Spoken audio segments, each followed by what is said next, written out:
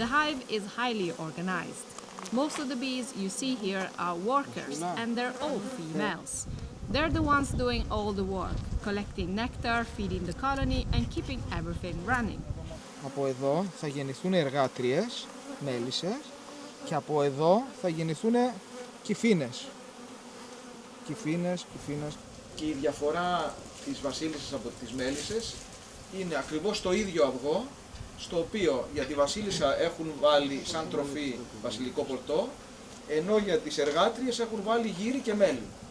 Ακριβώς το ίδιο αυγό. Το ένα θα γεννηθεί σε 16 μέρες, η βασίλισσα θα γεννηθεί σε 16 μέρες και θα ζήσει 5 χρόνια, και η εργάτρια θα γεννηθεί σε 21 μέρες και θα ζήσει μέχρι 6 μήνες στο μάξιμο.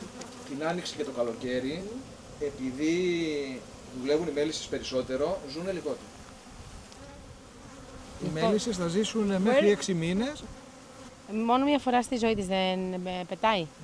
Και είναι έξω από την κυψέλη μόνο μία φορά στη ζωή. Βρήκες. This is bigger than the other bees. This one is the queen bee. Yeah, I can see her. Δηλαδή από όλα αυτά που βλέπει εδώ θα πεθάνουν και η βασίλισσα θα